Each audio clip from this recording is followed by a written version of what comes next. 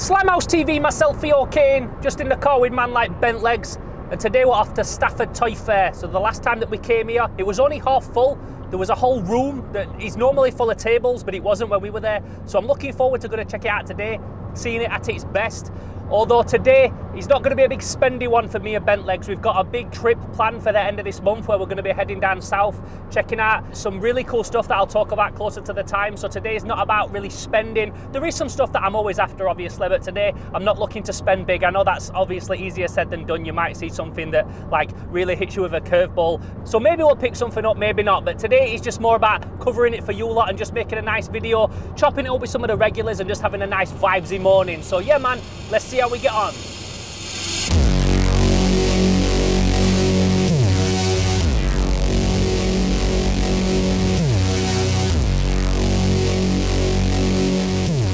So let's see if that back room's open today, which weren't open last time.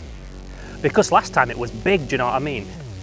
We'd never been before, expected it to maybe be like a smaller show. Last time was big, so if there's an extra room, maybe we will be spending today. Check that license plate. See it? Toy. Okay, come we do this.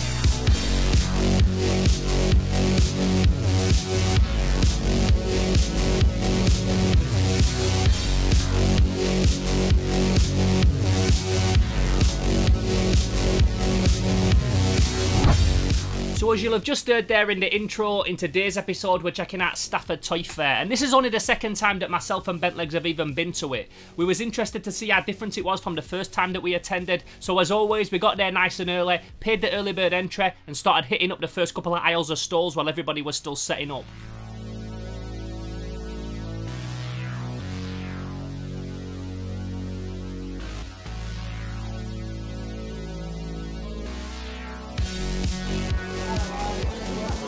Electric chair. Just the noise you make when you get electrocuted, wham, isn't it? So it actually electrocutes. Now this is something that I really liked, this electric chair, a shocking device toy. These came out in the late 70s and this is something that you would find in like beach shops and those kind of gift shops that you find when you go to the seaside as a kid. I don't know what the American equivalent is, but here in England you would go to places like Skegness, or if you live down in London you would go to Margate and things like that. And you would find these in the little tacky shops that would be by the beach. You know those kind of places that sell like buckets and spades and kites and then like jokes to wind your sister and your grandma up and that kind of thing. It would be the kind of thing that you would find in those types of shops. Very often unbranded, but just a real nice piece. And obviously with it being something macabre and weird, it's something that I've got a lot of attraction to. That'd look nice just on the shelf with all the other figures at that scale. 70s or 60s. Because even like the 70s, they still have that kind of 60s look about something. Yeah, that's beautiful. It looks new though, doesn't it? It looks like... I've also got a friend, Ben, aka Bingspot, over on Instagram that I've known for absolutely years, who is a guy that I do like toy deals with and stuff like that. And very recently, his family actually made him one because he always wanted one as a kid, and they made him a really impressive one out of wood. And it reminded me that I really want to make one of these for myself as well. Scratch build one out of balsa wood, maybe Action Man size, maybe a little bit smaller, but just seeing it there reminded me how much I want to make one of them for myself at some point. This is also a really cool guy that I always speak to at the toy fairs, but I've completely forgot his name, so I do apologise for not shouting out your name in this video. I go to these events and I speak to so many people and sometimes I forget what their actual name is, so it's nothing disrespectful, it's nothing personal. I just speak to so many people at these things and I forget what their name is, but you know who you are and you've always got really nice stuff on your stall, so big ups to you, brother.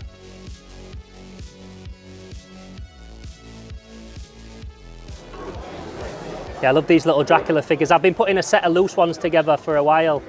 Trying to get them with all the... No, because I want to do a video, not like just on these, but just like a video on overlooked lines, and I feel these are one of them. Yeah. Now these are another toy line that I've got a lot of love for. They came out in the late 90s and they were from a TV series called Little Dracula. And over the past year or so, I've been trying to put together a full set of these figures because I want to feature them in a video that I want to do about forgotten toy lines or toy lines that don't get enough love. They're a toy line that I don't see around very often, but when I do, they always make me smile. I've got fond memories of my dad getting me these from the discount store when I was a little kid, especially the main Dracula guy, and then the scientist dude with all the little test tubes and the brain in the jar and that kind of thing. So like I said, for the past year, I've been putting together a full set of these. There is still a few that I need to complete the set, and there's also a few accessories and stuff like that. Unfortunately, these wasn't loose, they was all on the card, so as tempting as it was, seeing them there as a full set, I didn't want to be buying these and pulling them off the card for little accessories and individual pieces and things like like that. So unfortunately, I did leave them, but if anybody's wanting them, then it's a real nice set off this lady's stall. Again, I completely forget what her name is, because as I just said, I forget people's names when I'm at these things. I speak to so many people, but she's a big supporter of the channel, and she's always got real nice 90s carded stuff on her stall. So if you're ever at Stafford, then make sure you go and hit her up if you're looking for little Dracula figures.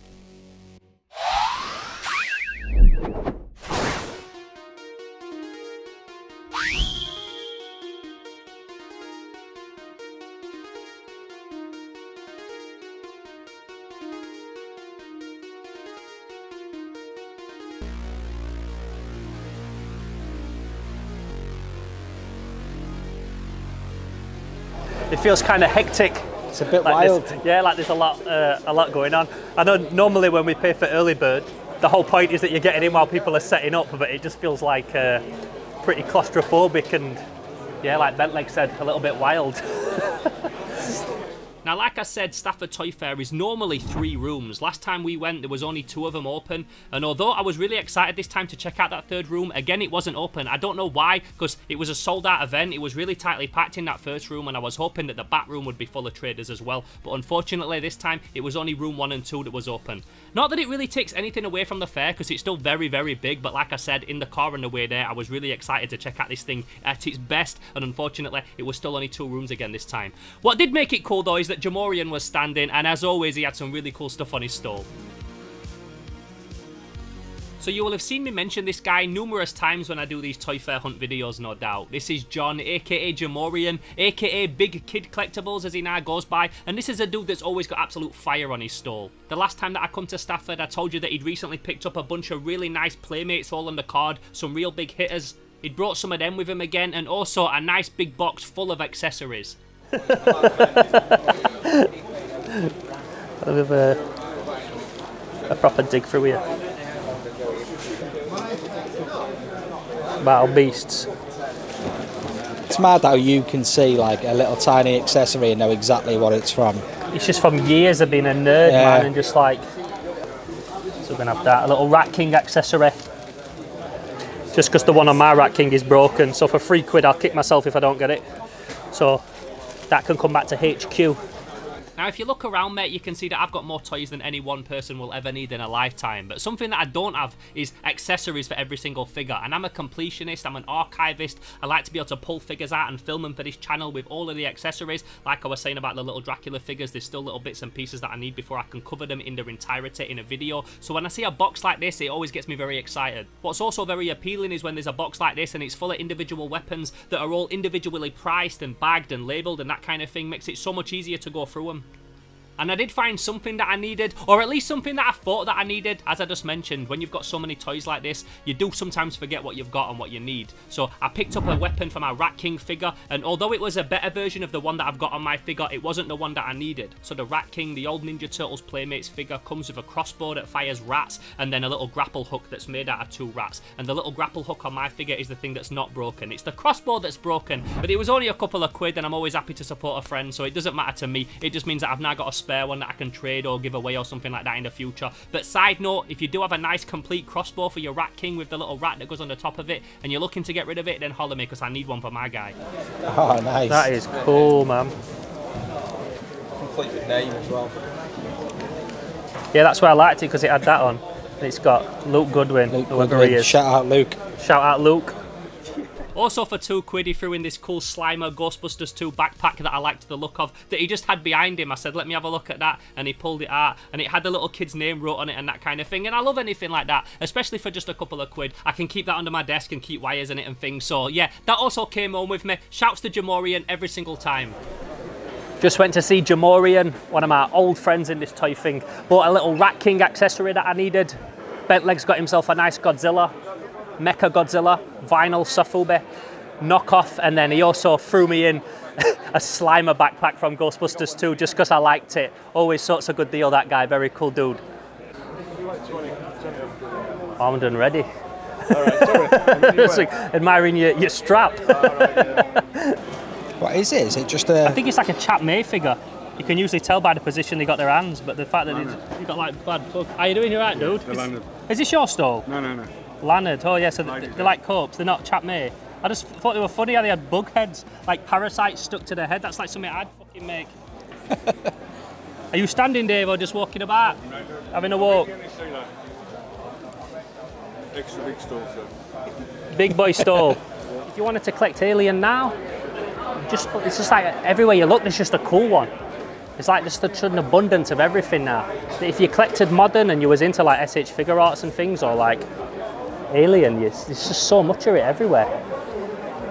I'm glad I don't collect that, because you'd just always be seeing things you want. Now, something else that I saw that really caught my eye was a couple of little wind-up robots. These are by New-Ray, they're called Power Workbots, and they're a line that I've loved for years. I've still got the two that I had as a kid. I talked about them when I did the Z-Bots episode a few years ago, like all the way back. But I really like this line, you don't see them around that often, and I saw two that I needed for my collection. So obviously they caught my attention because, like I said, I really like this line, but the guy wanted like 20 quid each for him. He said they were £18 each, I think, or I could have had two for 15 each or something like that. And for a little like cheap obscure toy that nobody cares about, I want to be paying 20 quid for these on the card, not loose. So unfortunately, even though I really did like him and I did need those two colours for my set, not taking anything away from the guy, it was just more than I wanted to pay for him, so I did leave them. But like I just said about the Rat King accessory, if you've got a couple of these in your collection, you don't know what they are, you're not bothered about them, you're willing to part with them, then please hit me up, because there's a couple of colours that I still need for my collection, and I really like these guys.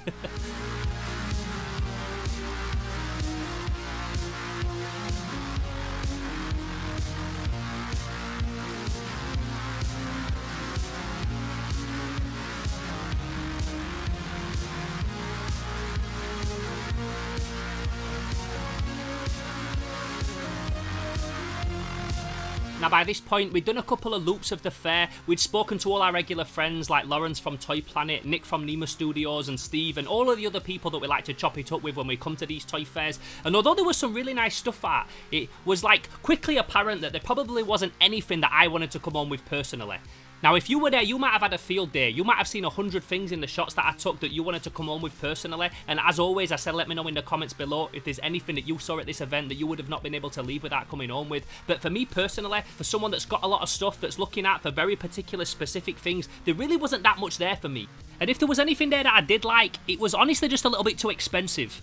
And again, not trying to take anything away from any of the sellers. I know that everybody's got to eat, but also I've got to eat as well. And I don't want to be spending all my money on something that I just think is a bit too expensive for what I want to pay for it. I know you can do a bit of haggling and you can knock people down and that kind of thing, but it's not even worth it sometimes when it's like so above what you want to pay for something, especially if it's something that you're not even actually that bothered about owning. It's cool, but like I ain't going to die if I don't own it, you know? I mean, look, again, look how much stuff I've got. I don't need to be just buying anything.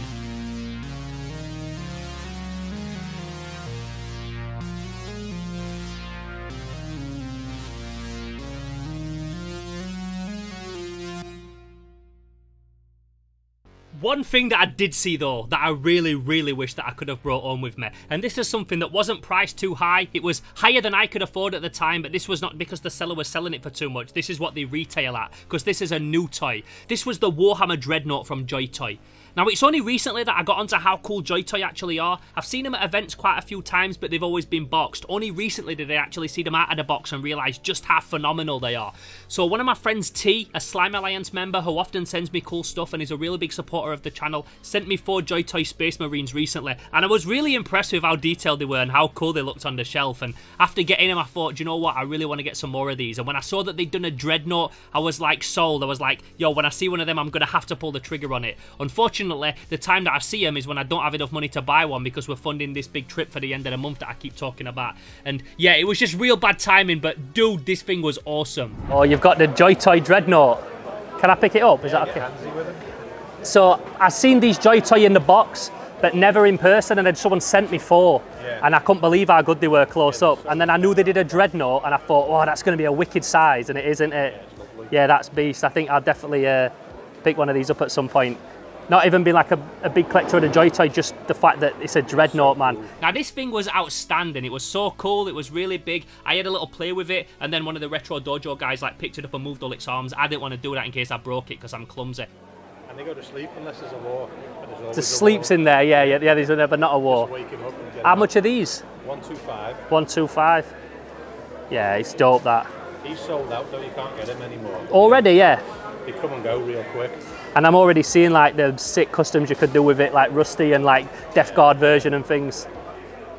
And although I really wanted one, it was just out of my price range. These things are like 125 quid, and because we're doing this trip at the end of the month, that's like the Airbnb, or that's the petrol for the driving down there, and that's not a price that I can be paying right now for a toy. But I really did like this thing. I'm really going to try and get one of these in the future. It was a really cool design. It was a real nice size, very chunky, very cool detail. And not only do I love the design of the Dreadnought, I love the lore behind it. In Warhammer, a Dreadnought is a space marine that's been so badly injured that he has to be grafted inside this big mech suit called a Dreadnought. He'll never come out of it. He has to live in this Dreadnought for the rest of his life until he dies in it in a war. So it's almost like a cross between an Ed 209 and a casket coffin. I absolutely love it. It's so macabre, but it's such a cool design, and yeah, I can't stop thinking about that Dreadnought now. I was telling my friends after a few days later, like, yo, I keep thinking about this Dreadnought. So, although it wasn't something that I could pick up this Sunday, it's something that I definitely keep thinking about and would definitely like to pick one up in the future, as you can probably imagine.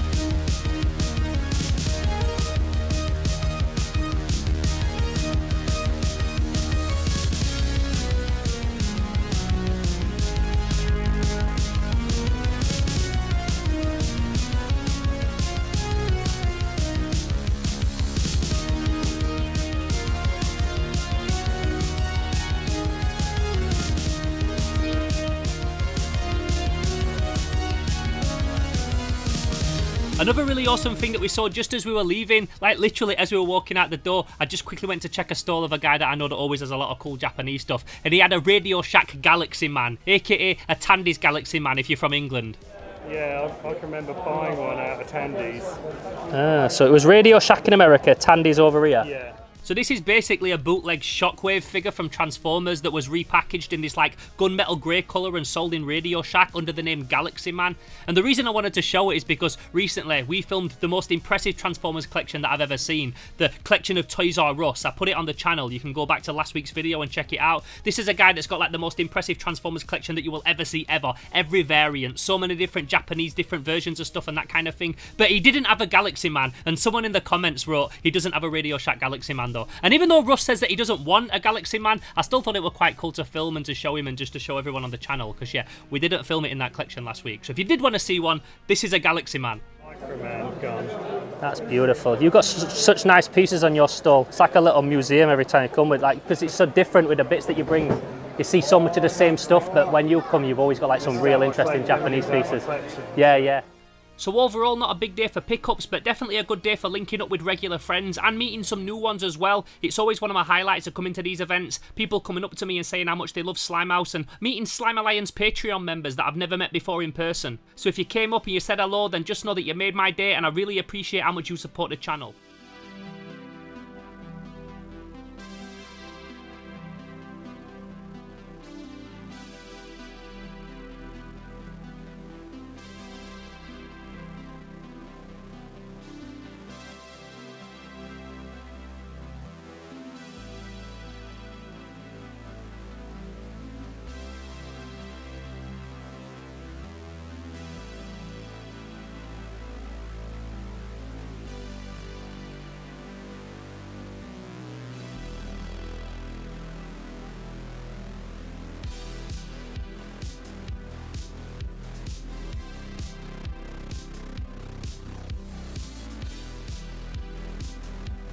So as you can see, you win some, you lose some.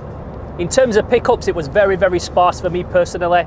Bentlegs got himself a couple of nice kaiju, but overall, a lot of the same stuff that we saw last time, and just nothing that were like really standing out to me that made me want to part with cash, do you know what I mean? I saw a couple of bits that were nice. Really, really liked the Joy Toy Dreadnought. Really want to get one of them at some point, but with just everything that we've got going on at the minute, we've got a big toy hunt coming up at the end of the month, which I'll talk about in a second. It just wasn't a good time to start parting with that amount of cash.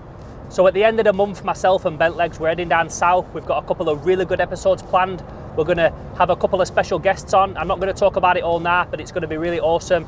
But it's also going to be one of them that costs us quite a bit of money just to get there and for hotels and things. So it's all about watching the P's at the minute. So I'm not disappointed that we didn't get anything. Like I said, Bentlegs got a couple of bits, I got a little thing, but I'm not disappointed because we've got such good stuff coming up at the end of this month that in some ways I preferred not to see anything today, and it was just nice to go and link up with a lot of people that we know and just vibes and just film the event for you lot. So I hope you enjoyed this video. If you did, don't forget to give it a like. Make sure you check out the links in the comments for the Patreon and all that kind of thing. And until next time, I'm Theo Kane, this is Bentlegs, this is Slimehouse TV, and for now, we're gone. Pow!